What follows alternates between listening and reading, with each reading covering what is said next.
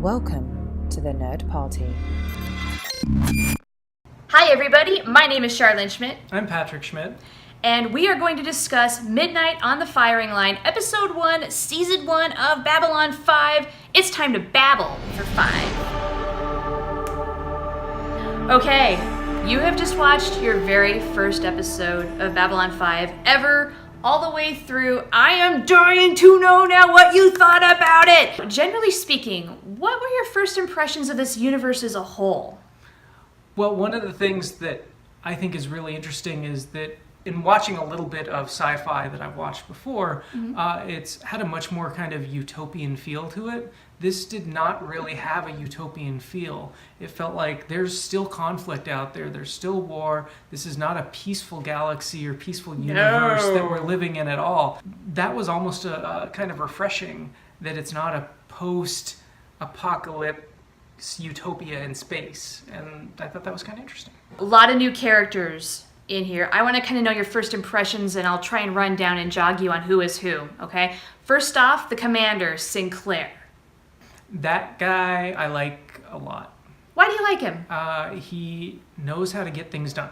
And you can tell he was working both sides against the middle, and you could tell that he was very skilled in not giving away everything and kind of letting things come to him and making them work for him. I have a feeling that that's going to come back to burn him probably more than twice. He's very skilled at what he does as somebody who has to negotiate these rough waters. How about the second in command, Susan Ivanova?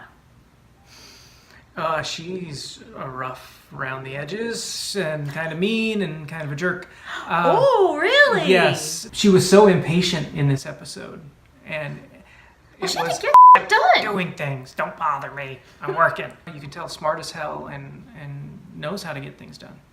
All right. How about the security chief, Garibaldi? Your typical veteran. If he's living in our day and age, he's a guy who's been in the Marines for 15 years and has seen his share of things, but also is comfortable with it and knows like that's who he is and this is what he does with his life. What about the Centauri ambassador to Babylon 5, Lando Malare? Oh, the dude with the hair. Yes. Is alcoholic too strong of a word?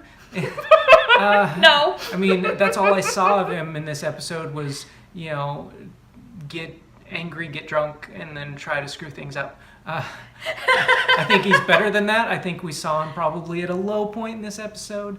What about his nemesis, Char of Narn? Dude with the age spots on his head. Yeah, okay. The lizard-looking kind of creature? Yeah. Kind of a jerk, but also one of those things where he knew more than he was letting on. That just kind of shows how much of a backstabber he could be, which I think is intriguing and interesting to have somebody like that around. Now, what about the Narn-Centauri dynamic? Obviously, these guys are at odds with one another. What do you think of this so far? Veiled critique time. This sounds a lot like Israel and Palestine. How much is the war ingrained in who you are? Not only how do you get over that individually, but how do you as a culture get over that? And I think, that's Israel and Palestine if we're going to dive right into the parallels that the writers are going for. Sure, why not? Okay, and for the record, I'm not going to tell you if you're right or not. Okay. Because there's actually a lot of points in history that you could say, oh, sure. That's what this is. Back to characters. What about the mysterious Kosh guy that was in that strange-looking suit?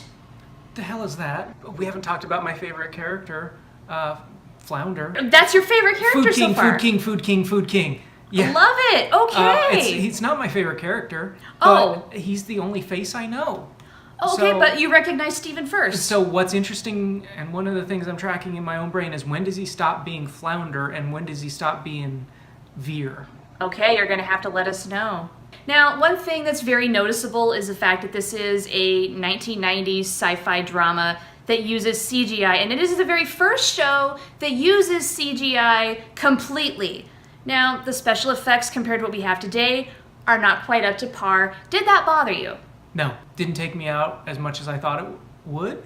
For the time, I think looked really, really, really good. Those are my questions. What thoughts do you have after watching one episode of Babylon 5? An episode title at the beginning, that's so nostalgic, it's so 90s, it's so cute. The second thing was the first two characters that we ever saw died immediately.